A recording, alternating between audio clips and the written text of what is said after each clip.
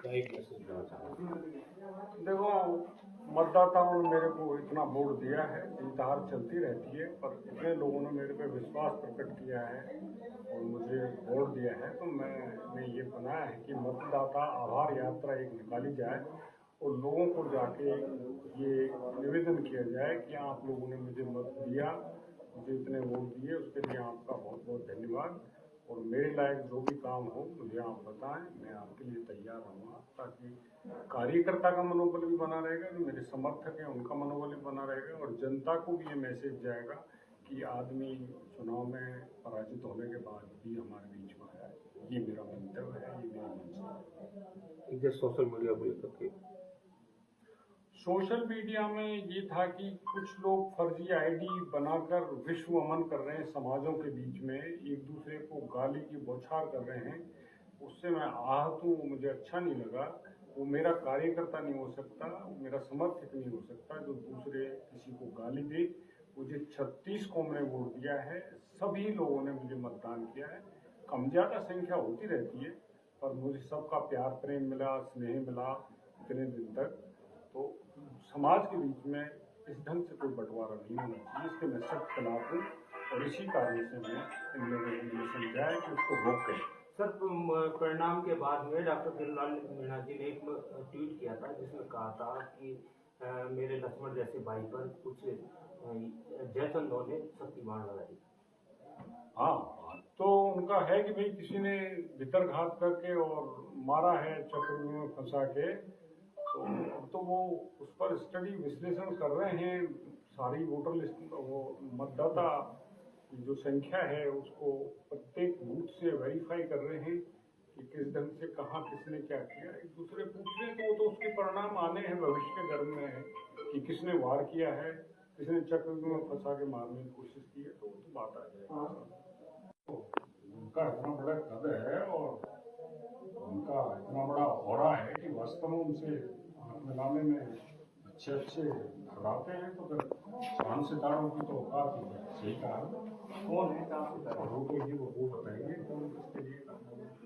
उन्होंने जयपुर में भी बोला भी था कि मैं 4-5 दिन में मीडिया के सामने खुलासा करूंगा। हाँ करेंगे, वो शायद लगे हुए इसमें गहन मंथन कर रहे हैं किस किस ने क्या किया क्या नहीं किया है। वो तो आप जानते हो उनका स्वभाव, तो बोलने वाले आदमी है, किसी से डरते झिझकते नहीं है और जो भी बात आएगी इस पर सामने उनका अपना हो चाहे पराया हो, वो उसको लाई देते हैं लोगों के सामने किसी ने किया है, तो निकट भविष्य में आ जाएगा।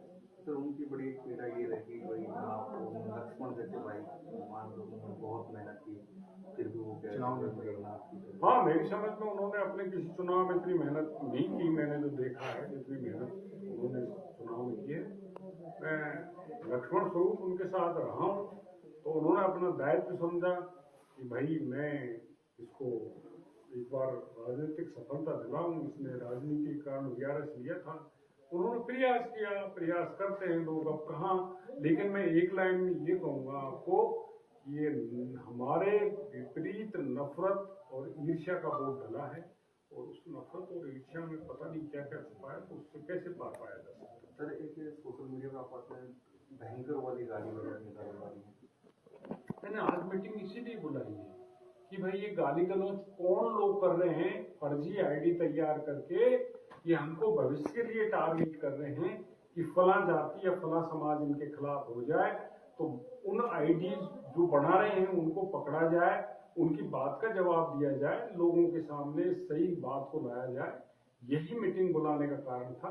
वो ऐसी गाली गलौज देखकर सुनकर सोशल मीडिया पर मैं भी आहत हूँ, इसी कारण से वो ऑडियो भी वायरल हो रही है।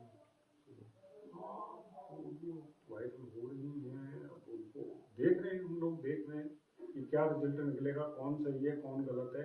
ऑडियो गलत भी हो सकती है, सही भी हो सकती है, तो इसका कोई सामने रखेंगे, विश्लेषण लेके आएंगे। ऑडियो को सुनकर आपको पहले मन में क्या हुआ कि भाई ऐसा भी हो सकता है? नहीं, ऐसा नहीं हो सकता। और मैं तो बहुत ब्रॉड माइंडेड आदमी हूँ, मैं ये भी जानता हूँ कि लोग फर्जीवाड़ा भी करते हैं। इसलिए जब तक किसी चीज की पुष्टि नहीं हो जाए, आप आश्वस्त नहीं हो जाएं कि ये बात सही है या गलत है, तब तक आपको किसी पर उंगली नहीं उठाना चाहिए, आक्षेप नहीं लगाना चाहिए। ये मेरे विचार से बहुत गलत बात है। राजनीतिक भविष्य क्या देखते हो सर? राजनीतिक भविष्य तो अपना सदा से उज्जवल रहा है। अब भी हम हार के जीते हैं, कौन कहता है हम हार गए? ये तो जो जिन्हों उस दिन बोला कि मेरे जैसे लोगों के लिए राजनीति शायद एक अच्छा फील्ड नहीं है। हाँ, जो वर्तमान में जो चाल है, कुटिलता है राजनीति में, वो मेरे जैसे सीधे साधे आदमी को फिट नहीं पाता हूँ मैं। कुटिलता इतनी ज्यादा बढ़ गई है कि पहले भी हमने 40 साल पहले चुनाव लड़ते थे तो लोग जेब में चने के भूमड़े रख के प्रचार करते थे, और आज भी पश्चिमी राजस्थान में नेता को लोग पैसा देने के लिए आते हैं कि तू चुनाव लड़, आगे बढ़, हम तेरे साथ हैं। और पूर्वी राजस्थान में सिस्टम ये हो गया कि नेताजी के यहाँ लाइन लगती है, साहब कुछ तो दे दो, तो कैसे काम चलेगा?